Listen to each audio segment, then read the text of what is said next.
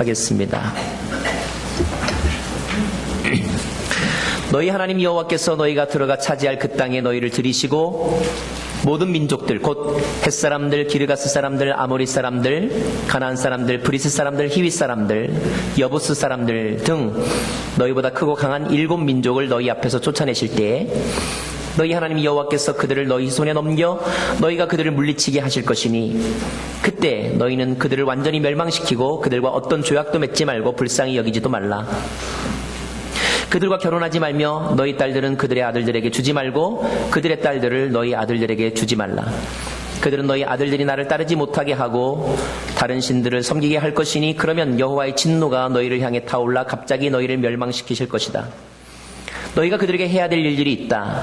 그들의 제단을 깨고 그들이 세운 돌기둥을 부수며 그들의 아세라 나무 조각상을 찍어버리고 그들의 우상들을 불태워야 한다. 이는 너희가 너희 하나님 여호와께 거룩한 백성들이기 때문이다. 너희 하나님 여호와께서는 땅 위의 모든 민족들 가운데 너희를 선택해 그분의 백성, 그분의 소중한 기업으로 삼으셨다. 여호와께서 너희를 기뻐하시고 선택하신 것은 너희가 다른 민족들보다 수가 많아서가 아니다. 너희는 오히려 모든 민족들 가운데 수가 가장 적었다. 이는 오직 여호와께서 너희를 사랑하셨고 너희를 강한 손으로 이끌어내 그 종살이하던 땅에서 이집트 왕 바로의 권력에서 너희를 속량하시겠다고 너희 조상들에게 맹세한 것을 지키시기 위함이었다. 그러므로 너희 하나님 여호와께서 하나님이심을 알라.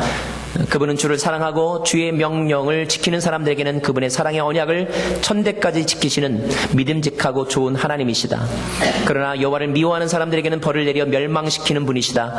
여호와께서는 그분을 미워하는 얼굴을 하는 사람들에게는 뒤로 미루는 일 없이 바로 벌을 내리신다. 그러므로 내가 오늘 너희에게 주는 그 명령과 규례와 법도를 잘 지켜 따르도록 하라.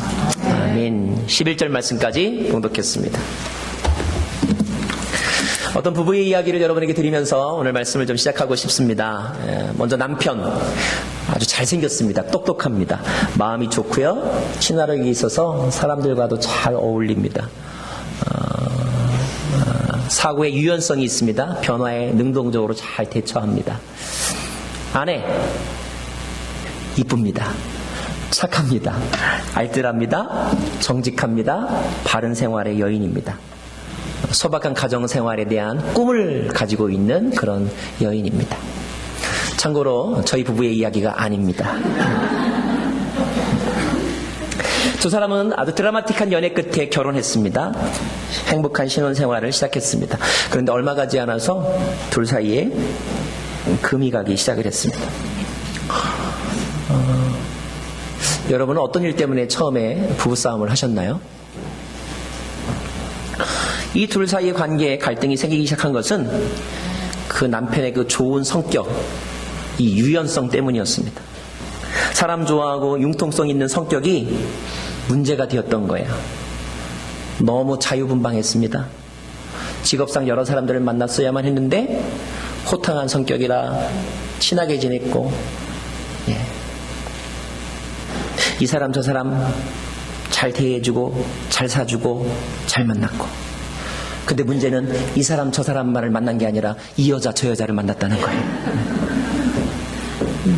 그래서 가끔 이렇게 선을 넘기도 했어요. 그럴 때마다 아내는 낌새를 채고 이제 하소연도 하고 설득도 하고 싸우기도 하고, 그럴 때마다 남편이 하는 이유도 가지가지입니다. 그 여자가 불쌍하잖아. 일을 하다 보니까 좀 정이 들어서. 당신에게 없는 게 그 사람에게 있잖아. 뭐 등등. 그럴 때마다 아내는 너무 상처를 많이 받는 거예요. 상처받지 않겠습니까, 여러분? 그죠? 남편을 이해할 수가 없는 거예요. 그렇다고 이 여자가 이렇게 속이 좁은 여자는 아니에요. 사람 좋은 거 좋고, 그리고 도와주는 거 좋고, 그리고 많은 사람들과 좋은 관계 유지하는 거 좋다 이거예요. 하지만 사랑이라는 것 가운데는 뭐가 있습니까? 어떤 부분에 있어서는 독점적 영역이 있는 거예요. 그죠? 다른 사람과 똑같이 해주면 안 되는, 나에게만 해야만 하는, 나에게만 보여주어야 하는 그 모습, 그 영역이 있다는 거죠. 그런데 이 남편이 너무 사람이 좋다 보니까 그게 경계선이 막 없는 거예요. 자신에게만 와야 될 사랑이 다른 사람에게 가는 것에 대해 너무 힘이 들었어요. 괴로웠어요. 분노가 치밀어 올랐어요. 그래서 이제 싸움이 시작이 되는 거죠. 그런 갈등이 생기면 얼른 남편이 마음을 바꾸면 좋겠는데 남편은 도대체 고집인지 기질인지 바꾸질 않아요. 자기 행동을 반성하기는커녕 꼬박꼬박 말대답을 합니다. 꼬박꼬박 자기 주장을 합니다. 너무 속상해서 아내가 한 번은 이렇게 말을 했어요. 당신 어떻게 나한테 그럴 수가 있어? 내가 당신처럼 다른 사람 만나면 당신 좋겠어? 그랬더니 기다렸다는 듯이 남편이 말하는 거야. 빙고! 당신도 그렇게 해. 난 괜찮아. 여러분, 이 남자를 어떻게 해야 되겠습니까? 혹시 우리 교회에 그런 분이 있으면 자수하시기 바랍니다. 저는 우리 교회에는 그런 분이 없다고 믿습니다. 근데 제가 아는 사람 중에 그런 사람이 있어요. 성이 이씨예요. 이름이 스라엘이에요. 그래서 그 사람의 이름이 이스라엘이에요. 성경 가끔 하나님의 사람들과 하나님과의 관계를 부부관계로 이렇게 비유하고 있는데 남편의 이름은 여호와, 아내의 이름은 이스라엘. 근데 이 여호와와 이스라엘 이 부부관계 속에 그런 일들이 일어날 거라는 것을 하나님이 아시고 이미 아시고 우리에게 교훈을 하고 계신데 오늘 말씀이 바로 그 내용이라는 것입니다. 1절부터 3절까지의 말씀을 저와 여러분 같이 한번 다시 보기를 원합니다. 제가 1절 읽어드리겠습니다. 너희 하나님 여호와께서 너희가 들어가 차지할 그 땅에 너희를 들이시고 모든 민족들 곧 헷사람들, 기르가스 사람들, 아모리 사람들, 가나안 사람들, 브리스 사람들, 히윗 사람들, 여부스 사람들 등 너희보다 크고 강한 7 민족을 너희 앞에서 쫓아내실 때에 자 2절 시작. 너희 하나님 여호와께서 그들을 너희 손에 넘겨 너희가 그들을 물리치게 하실 것이니 그때 너희는 그들을 완전히 멸망시키고 그들과 어떤 조약도 맺지 말고 불쌍히 여기지도 말라. 3절도요. 그들과 결혼하지 말며 너희 딸들을 그들의 아들들에게 주지 말고 그들의 딸들을 너희 아들들에게 주지 말라. 왜 이런 명령을 하셨냐면 이런 명령을 안 하면 그렇게 할 가능성이 다분히 있기 때문에. 다시 말하면 하나님은 이렇게 말씀하신 거예요. 자, 내가 그 집에 가면 우리 새 집에 들어가면 이러이러한 일이 발생할 것인데 내가 그런 거 싫어하니까 내가 싫어하면 하지 마. 근데 내가 싫어하는데도 할 거라는 거예요. 이 배우자가. 나는 내 아들이 그 집안하고 결혼하는 거 싫어. 이게 이제 가장의 뜻인데, 근데 지네들은 서로 눈이 통해서 마음이 통해서 결혼을 하겠다는 거예요. 그런 일이 발생한다는 것입니다. 충분히 발생하죠, 여러분, 그죠? 우리가 자녀를 키워보면 그런 일들이 생기더라 이 말이죠. 자, 남편의 생각과 아내의 생각이 이렇게 다를 때가 있고 또 아버지의 생각과 자녀의 생각이 이렇게 달라서 각자 다른 행동들을 하려고 하는 그런 일들이 생긴다는 것입니다. 5절 말씀도 같이 읽어볼까요? 5절 말씀 시작. 너희가 그들에게 해야 될 일이 있다. 그들의 제단을 깨고 그들이 세운 돌기둥을 부수며 그들의 아세라 나무 조각상을 찍어버리고 그들의 우상들을 불태워야 한다. 이렇게 명령하셨지만 그러나 그대로 되지 않을 일들이 발생할 거를 하나님께서 아셨다는 거예요. 그리고 실제로 또 그렇게 되었어요.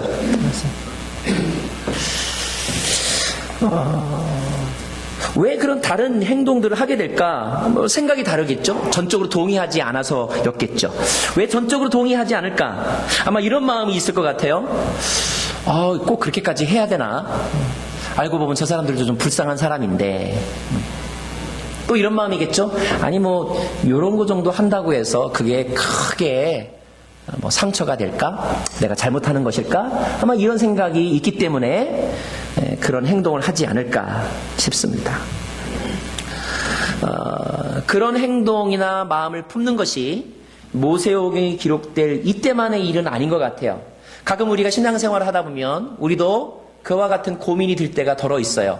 하나님 말씀 참 좋은데 그리고 다 지켜야 되는데 그 말씀을 지키려고 내가 현장에 딱 나가보면 막상 말씀대로 다 못하게 되는 상황이 발생하죠. 내 능력의 한계 때문이기도 하지만, 그러나 오늘 말씀과 관련된 상황은 되게 이런 거예요. 꼭 이걸 그렇게 심하게 다룰 필요가 있나? 사랑이 많으신 하나님께서 이렇게 냉정하게 하시지? 오히려 이럴 때는 좀 이렇게 감싸주고 기회를 한 번 더 주는 게 그게 사랑 아닐까? 그래서 그 마음이 조금 더 강해지면 어떻게까지 합니까? 안 그렇게 해놓고 와서 보고할 때는 그렇게 한 것처럼 이렇게 행동할 때가 더 있다는 거죠. 요즘 교회에서는 이른바 성경이 말하는 죄에 대해서 설교하기가 점점 더 어려워지고 있다고들 말합니다. 왜냐하면 그렇게 설교하면 교인들이 상처받기 때문이라는 거예요. 그리고 상처를 받으면 교회를 안 나오기 때문이라는 거예요. 상처받아서 교회를 안 나오면 사람들은 어떻게 생각하냐면 저 사람이 왜 저 말씀 가지고 상처를 받을까? 오히려 회개해야 되는데 이렇게 생각하지 않고 우리 목사님 왜 저런 설교를 해가지고 교회는 안 나오게 하나? 그 책임을 설교와 설교자에게 다 떠넘기는 일들이 발생한다는 거예요. 요즘의 시대는 성경이 말하는 죄에 대해서 예를 들면 동성애에 대해서 강단에서 말 못하게 되어 있어요. 말을 하면 여러분 법적으로 수할 수 있어요. 미국이 그렇게 되었어요, 여러분. 그래서 저는 오늘 설교가 굉장히 가슴 떨려요. 혹시 여러분 가운데 수하는 분이 있을까 봐. 혹시 제가 말씀을 전할 때 그 말씀 때문에 상처를 받으셔가지고 안 나올까? 이런 분이 계실까 봐.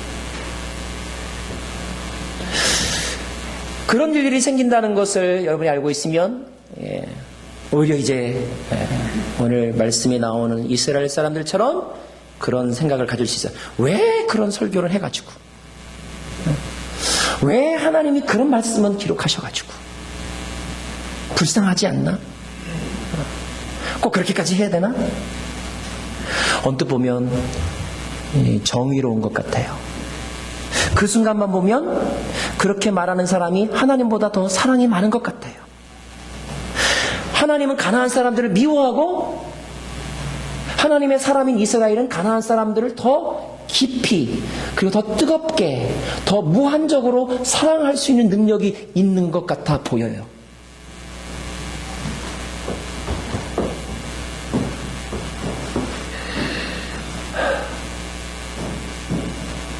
정말 그럴까? 하는 것이 오늘의 퀘스천입니다.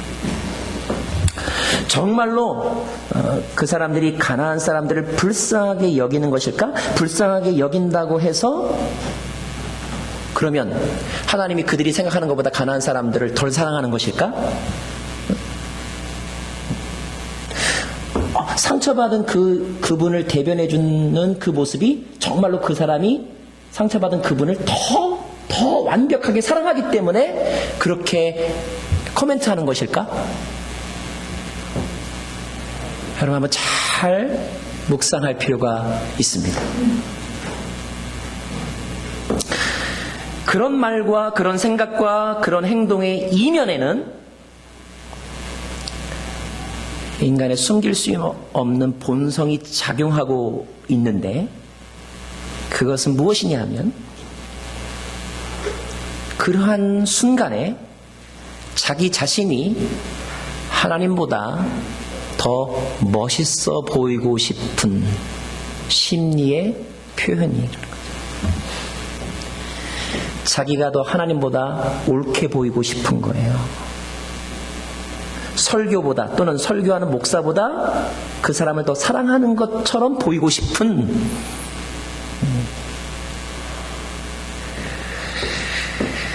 자기 자신이 잘나 보이고 싶고 자기가 옳다는 것을 보여주고 싶어서 그런 말을 하는 것입니다. 자기가 때로는 하나님보다 더 사랑이 많고 하나님보다 더 판단력이 있으며 더 정의롭다고 더 멋진 사람이라고 보여주고 싶은 마음, 자기의 의를 드러내고 싶은 마음. 그런데 문제는 결코 그 자신은 하나님보다 의롭지도 사랑이 많지도 이해력과 포용력이 넘지도 않다는 거예요. 그렇게 말하는 사람이 하나님보다 이 땅의 피조물들을 더 사랑하느냐? 그 어떤 사람보다 그 사람을 더 사랑하느냐? 정말로 그 사람이 하나님보다, 아니 하나님만큼의 사랑으로 가나안 백성들을 사랑한다면, 또 어떤 상처받은 영혼을 사랑한다면, 그 사람은 상처를 받게 한 그 설교를 원망하는 것이 아니라 상처받은 영혼을 위로하는 데 초점을 맞춥니다. 정말로 사랑한다면 그 사람에게 사형을 선고한 법에 대해서 원망하는 것이 아니라 자신의 목숨을 던져 자신을 대속물로 주는 사람입니다. 정말로 사랑한다면. 인간은 사랑하지 않으면서도 사랑의 방식이 어떻고 사랑의 정도가 어떻고 사랑의 표현이 어떻다고 쉽게 말을 하는 존재이죠. 다른 사람의 사랑의 어떤 방식에 대해서 가타부타 코멘트하기를 좋아하는 그런 속성들이 우리 모두에게 있는데, 그것은 자기 자신이 신의 자리에 오르고 싶은 인간의 기본적인 죄성 때문인 것입니다.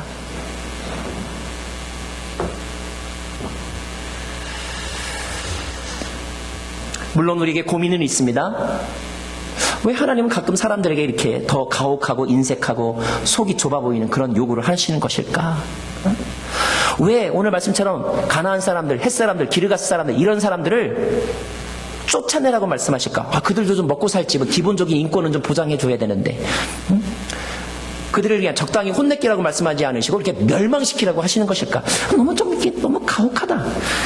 정의와 공의를 아예 말하지 않으면 괜찮겠지만 정의와 공의를 말하시는 하나님께서 왜 이렇게까지 말씀하시는 것일까? 이런 고민이 우리 안에 들 때가 있지요. 자, 그런 고민에 대한 하나님의 답은 바로 4절입니다. 4절 말씀을 같이 한번 보겠습니다. 4절 말씀. 시작. 그들은 너희 아들들이 나를 따르지 못하게 하고 다른 신들을 섬기게 할 것이니 그러면 여호와의 진노가 너희를 향해 타올라 갑자기 너희를 멸망시킬 것이다. 먼저 쉽게 이렇게 설명하십니다. 그렇게 되면 남아있는 그러한 사람들, 그러한 어떤 환경들, 그러한 어떤 그 삶의 흔적들은 너희의 마음을 흔들어 놓아서 너희로 하여금 너가 사랑해야 될, 너가 섬겨야 될, 너가 마땅히 있어야 될 그 자리로부터 너를 무너뜨릴 것이다. 너의 마음을 빼앗아갈 것이다. 다른 신을 섬길 것이다. 자, 너희들이 다른 신을 섬기면 나는 여호와 하나님, 나는 그것을 견딜 수가 없다. 나는 그것을 눈뜨고 볼 수가 없다. 그래서 나도 모르게 내가 화가 난다. 왜 화가 나냐고? 그건 나의 속성이다. 하나님의 속성이 그것에 대해서 화를 내신다는 거예요. 그 진노가 너희를 향해 타올라 너희를 멸절시킬 것이다. 결국 나의 진노가 너를 삼켜버릴 것이다. 이 말씀은 이런 뜻입니다. 그러면 어떤 사람은 그렇겠죠.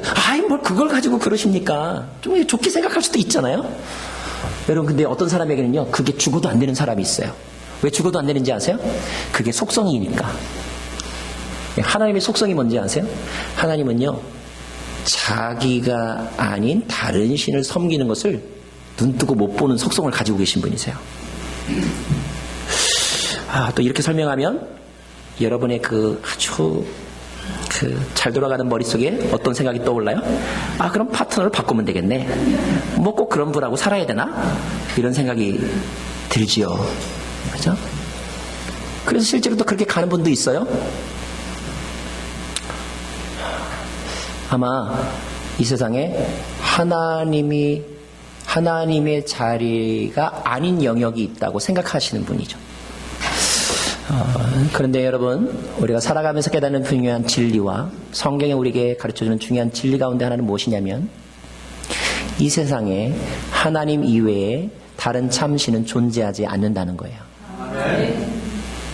인간이 이 부분에 있어서 착각을 하고 있기 때문에 그래? 그럼 뭐 딴 사람하고 살면 되지. 다른 신하고 살면 되지.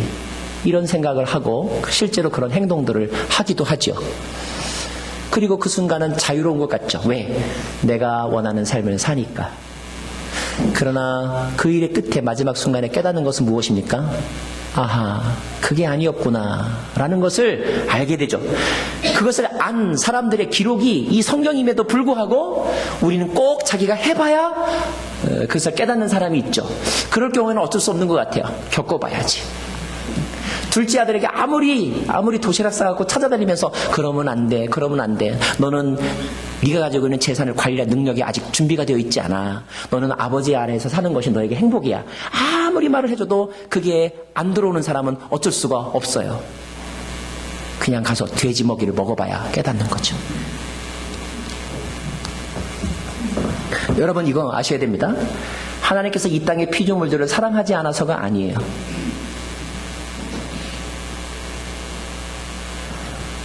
하나님은 그들이 멸절하라고 말씀한 그 가나안 백성들도 너무너무 사랑하세요.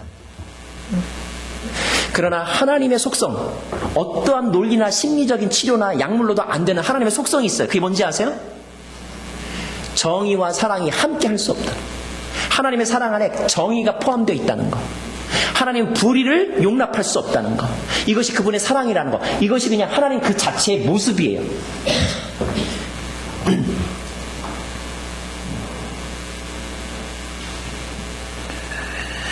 죄를 미워하시는 것. 하나님이 진리의 전부이기 때문에, 하나님이 사랑의 전부이기 때문에 하나님 밖에는 진리가 없고 하나님 밖에는 구원이 없고 하나님 밖에는 선이 없는 거예요. 하나님이 싫어하는 것은 하나님의 밖이 아니라 정의가 아닌 것, 진리가 아닌 것, 죄를 미워하시는 것뿐이에요.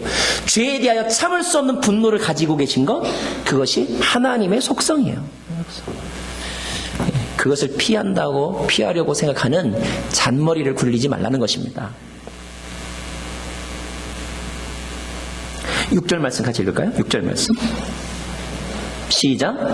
이는 너희가 너희 하나님 여호와께 거룩한 백성들이기 때문이다. 너희 하나님 여호와께서는 땅 위의 모든 백성들 가운데 너희를 선택해 그분의 백성, 그분의 소중한 기업으로 삼으셨다. 두 번째로는 무엇이냐면, 내가 너를 선택했기 때문에, 너와 나는 언약의 관계 속에 들어와 있기 때문에, 그렇기 때문에 너는 나에 대해서 사랑의 책임을 다하고 책임 있는 사랑을 다해야 된다는 거예요. 다른 곳에 마음을 주면 안 된다는 것입니다. 적어도 나의 소유, 나의 백성이라면 내가 좋아하는 것을 하고 내가 싫어하는 것을 하지 말라는 거예요. 사실 우리는 특별한 어떤 계약서에 사인을 하지 않아도요, 사랑을 깊이 할 때는요, 이런 것을 레터로 보지 않아도 당연히 그렇게 해요. 사랑하면요, 저 사람이 싫어하는 것 안 해요. 그거에 대해서 뭐 옳은데 그런데 한 번 더 생각해볼까? 이런 문제 제기조차 하지 않아요. 그냥 그 사람이 좋아하면 머리 기르고, 그 사람이 싫어하면 쇼커트하고, 그 사람이 싫어하면 그 사람에게 맞추어서 내 외모도 바꾸고 내 마음도 바꾸고 내 가치관도 바꾸는 거예요. 사랑하면. 그런데 언제부터 이제 내 생각이 그게 아닌데 라고 하는 것이 언제부터 나오는 거예요? 그 사랑에 금이 가기 시작했다는 증거예요. 책임을 잃어버렸다는 증거예요.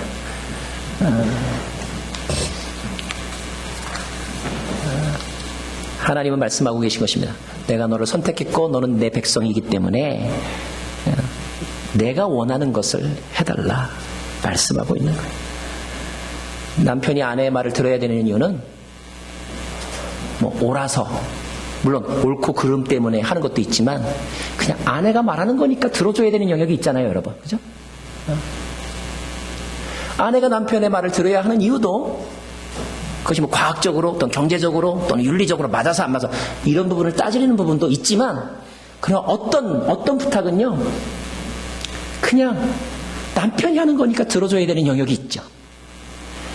이것이 가장 본질적인 순종의 영역인 거예요. 사랑의 부분인 거죠. 오늘 그거를 말씀하고 계신 거예요. 그러면 또 이런 고민을 하죠. 왜 나는 선택해가지고. 7절 말씀 같이 읽겠습니다. 7절 말씀 시작.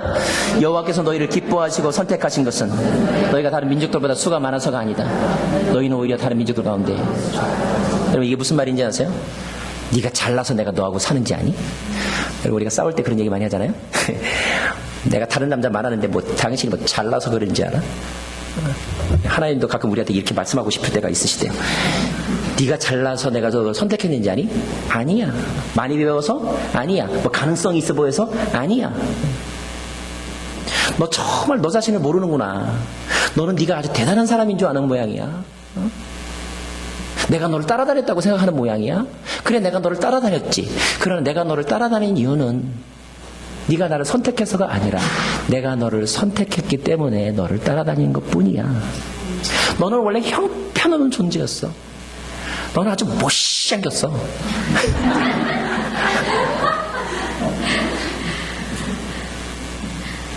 아무도 너에게 관심을 두지 않았어. 너는 원래 어둠 속에 있었고 어둠 속에 있는 너를 찾아다니는 사람이 아무도 없었어.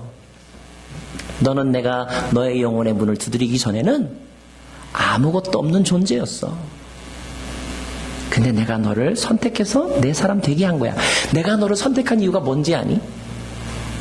내가 너를 선택한 이유는 8절 시작. 이는 오직 여호와께서 너희를 사랑하시고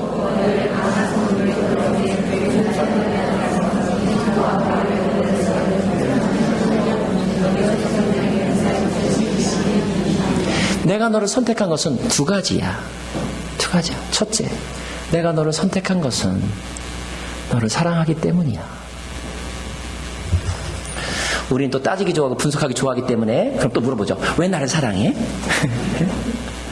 물론 심리학적으로 또 그 사람의 어떤 삶의 경험과 비추어서 이렇게 분석할 수 있겠죠. 그러나 어떤 사람은 이런 질문에 자기는 왜 나를 사랑해? 이렇게 질문하면 이렇게 대답하는 사람이 있어요. 간단해요. 자기는 왜 나를 사랑해? 갱. 여러분, 갱이라는 말은 그냥의 줄임말이에요. 당신은 왜 나를 사랑해? 그냥 네가 좋아서. 그냥 네가 좋아서.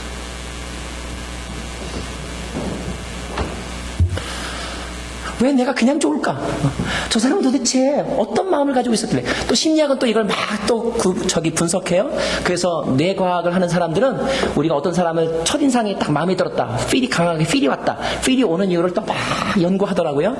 대개는요, 자기와 비슷한 모습, 자기와 비슷한 얼굴의 형을 좋아하게 되어 있대요.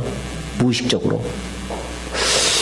그렇게 막 심리학적인 어떤 툴을 통하여 우리가 누군가를 사랑하는 이유, 그리고 그 사랑의 유효기간에 대하여, 그리고 사랑의 표현 방식에 대하여 막 이렇게 분석하다 보면요, 이거 아세요?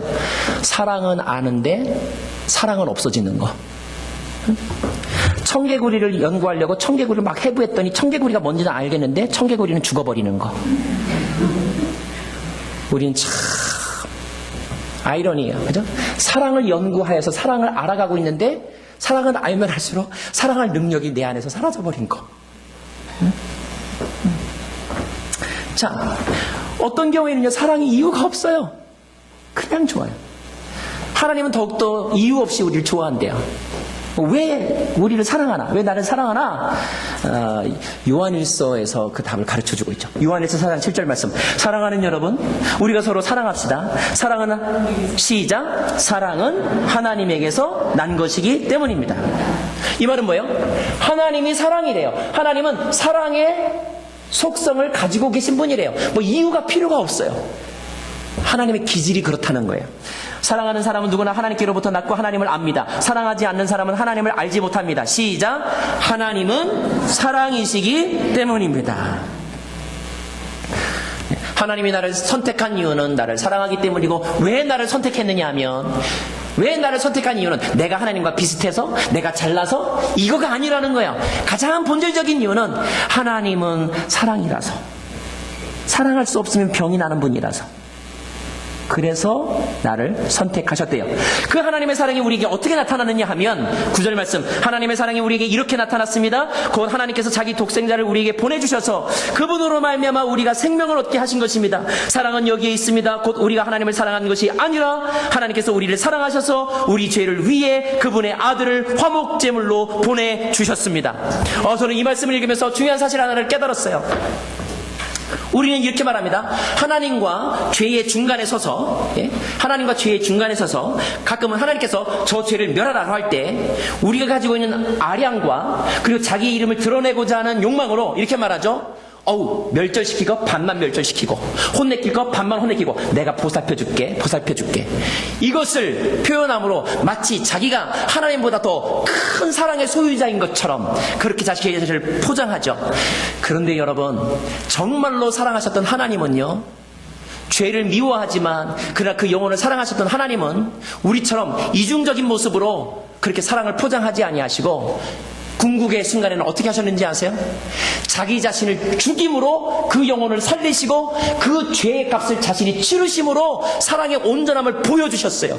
이게 하나님의 사랑이지. 다른 환경에 처하면 저 사람이 이 사람을 사랑하는 것보다 더 훨씬 더 미워하고 뒷얘기하고 험담하고 저주하면서 마치 사람들 앞에서는 왜 그렇게 하냐고 불쌍한 사람 도와야지. 거짓 의와 거짓 사랑과 결국 자기를 드러내고자 하는 위선 덩어리.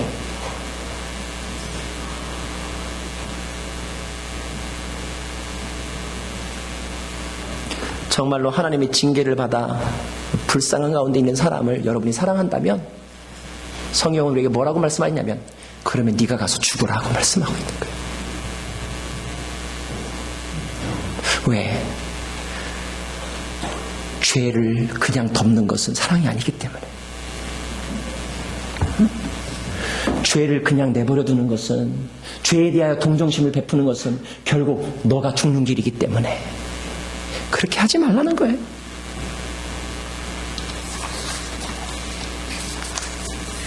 또 하나 하나님이 우리를 선택한 이유는 오늘 8절 말씀에 두 번째가 있는데 앞에 수식어가 좀 길지만 쉽게 말하면, 요약하여서 말하면 내가 약속했기 때문에 너를 선택했다는 것입니다.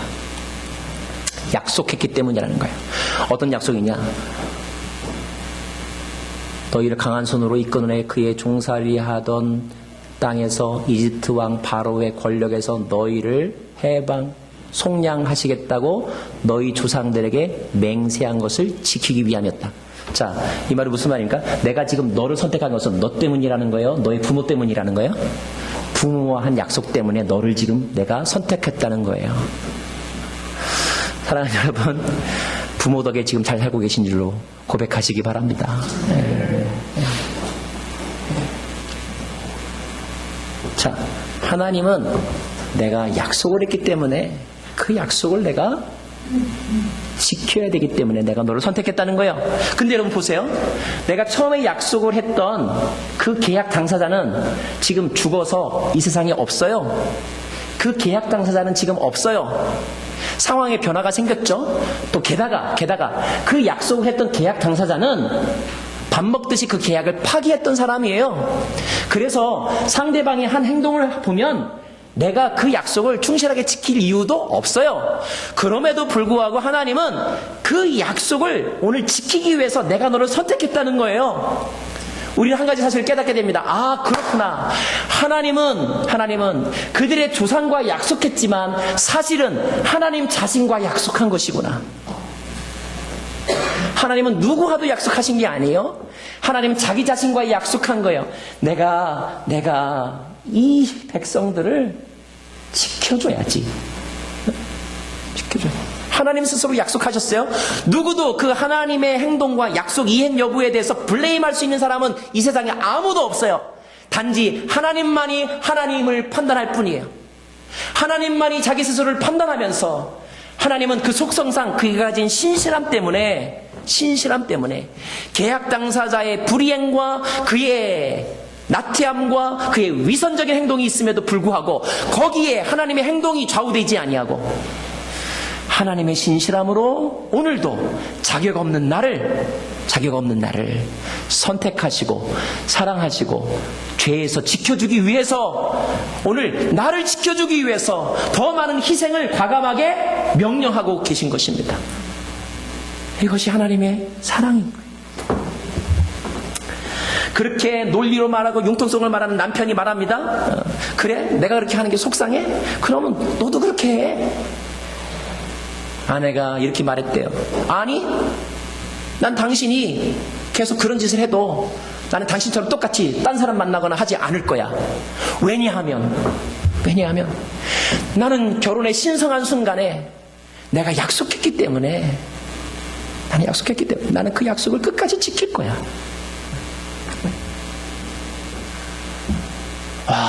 요즘에도 그런 사람이 있다니, 이렇게 말하는 사람도 있고요. 어떤 사람은 아이고 고지식하고 답답, 왜 그렇게 사니? 너도 가서 만나. 이렇게 말하는 사람이 있을 거예요. 그렇게 이 사람 저 사람 만나보면 오히려 이렇게 일편단심으로 고집스럽게 사는 모습 보면 답답해 보이죠. 답답해 보여요. 그런데 여러분 그거 아세요? 나중에는요, 답답해 보이는 그 사람에게 다시 찾아온다는 사실을. 왜냐하면 신실하셔서 고집스러울 만큼 자신과의 약속을 지키시는 그 하나님, 이 세상에 그 하나님밖에 믿을 대상이 없다는 것을 깨닫기 때문에, 그 깨달음의 순간에 이제 두 손 들고 천부여 의지옵소서 하고 돌아오는 거예요. 많은 사람들이. 지금 당장은 그런 명령을 하는 하나님이 답답해요. 인색해 보여요. 나를 못 살게 구는 것 같아요. 내게 좀 자유를 줘. 그래서 벗어나고 싶어요. 그러나 벗어나서 가봐도 별거 없어요. 오히려 변하는 사람들 때문에 쏟고 배신당하면서 상처만 깊어져요. 나중에 깨닫게 되죠. 그렇구나.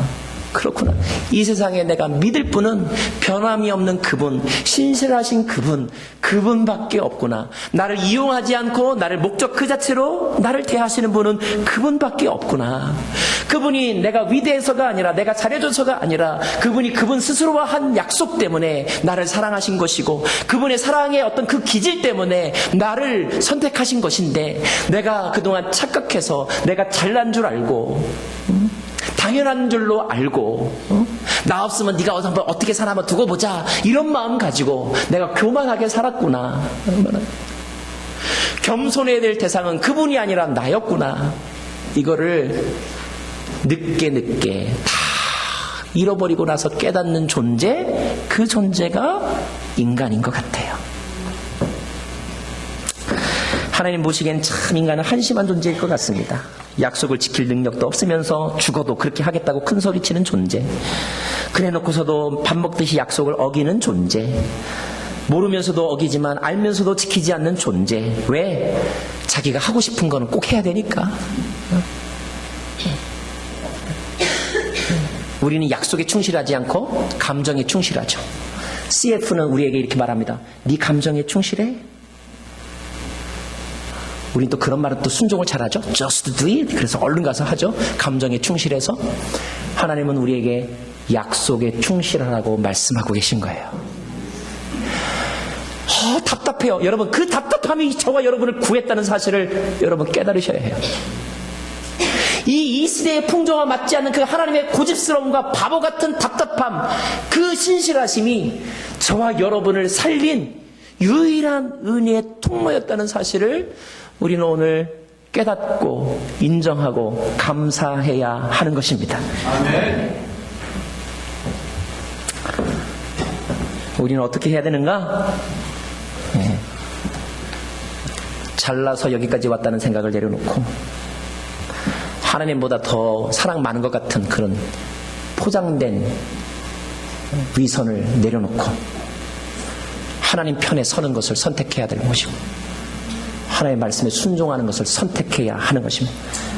9절부터 11절까지의 말씀을 함께 나누고 말씀을 마치기로 합니다. 제가 먼저 읽겠습니다. 그러므로 너희 하나님 여호와께서 하나님이심을 알라. 그분은 주를 사랑하고 주의 명령을 지키는 사람들에게는 그분의 사랑의 언약을 천대까지 지키는 믿음직하고 좋으신 분이다. 10절 말씀 시작. 그러나 여호와를 미워하는 사람들에게는 벌을 내려 멸망시키는 분이다. 여호와께서는 그분을 미워하는 얼굴을 하는 사람들에게는 뒤로 미루는 일 없이 바로 벌을 내리신다. 11절 함께요. 그러므로 내가 오늘 너희에게 주는 그 명령과 규례와 법들을 잘 지켜 따르도록 하라. 우리 찬양하겠습니다. 오늘 찬양은 내가 선택받은 이유를, 그리고 내가 하나님의 말씀을 순종해야 되는 이유를 우리에게 가르쳐주고 있죠. 함께 찬양하며 있습니다.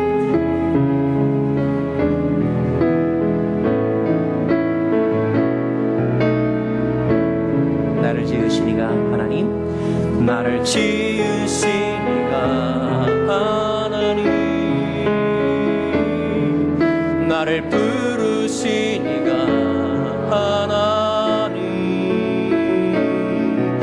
나를 보내신 이도 하나님,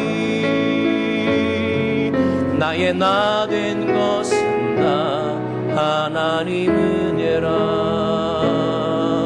나의 갈 길 나가도록,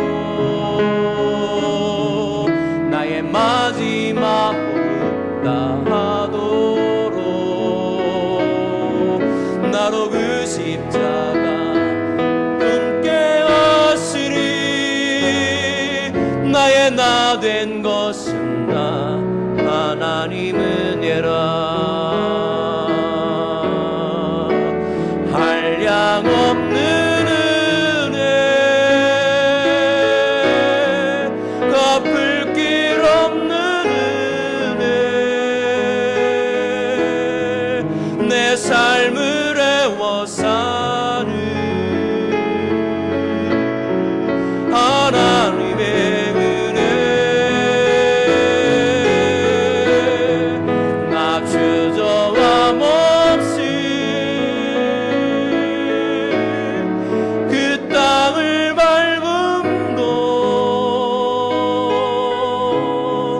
나를 붙드시는 하나님의 은혜. 우리 다 함께 일어나서 한 번 더 고백하겠습니다. 나를 키우신 이가 하나님, 나를 부르신 이가 하나님, 나를 보내신 하나님, 나의 나 된 것은 다 하나님 은혜라. 나의 달려갈 길 나가도록, 나의 마지막 곳 나가도록, 나로 그 십자가 품게 하시리. 나의 나 된 것은 다 하나님 은혜라. 한량 없는 은혜, 갚을 길 없는 은혜, 내 삶을 애워싸는 하나님의 은혜, 나 주저함 없이 그 땅을 밟음도 나를 붙드시니 하나님의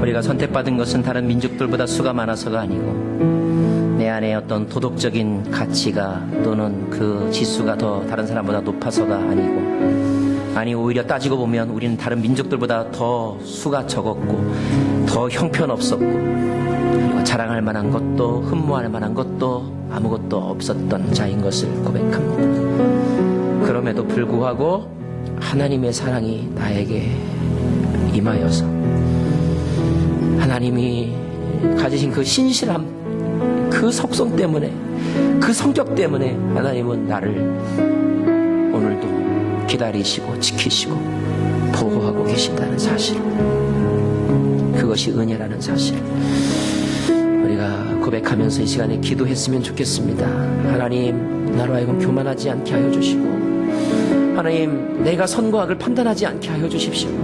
하나님이 악이라면 악인 줄 알고 순종하게 하시고, 하나님이 선이라면 선인 줄 알고 순종하게 하여 주십시오.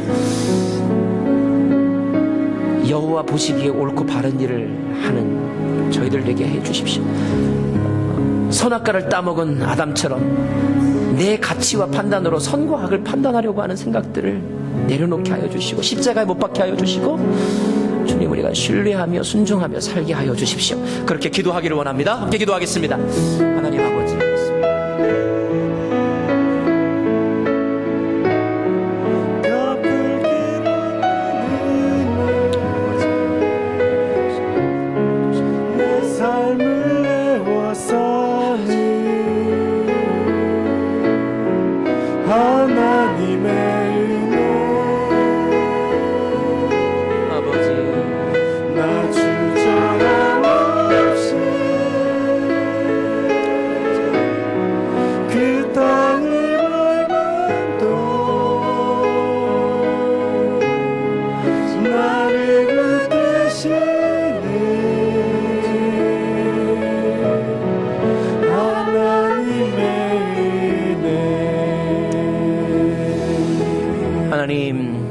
우리가 은혜 입은 자임을, 또 은혜 입은 자의 합당한 삶을 사는 것이 우리에게 복인 것을 한순간도 잊어버리지 않게 하여 주옵소서.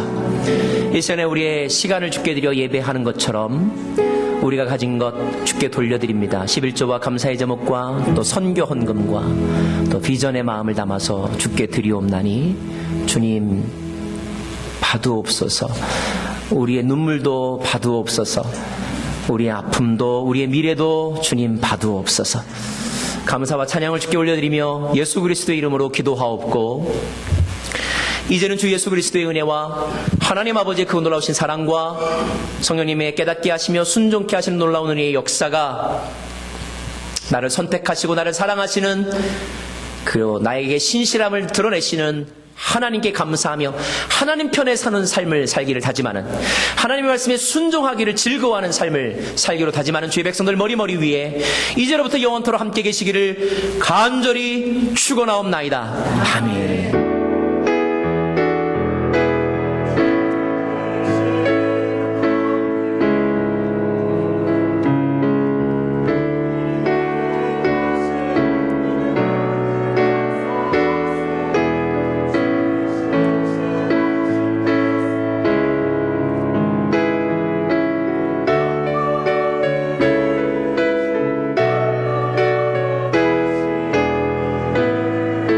살아계신 하나님을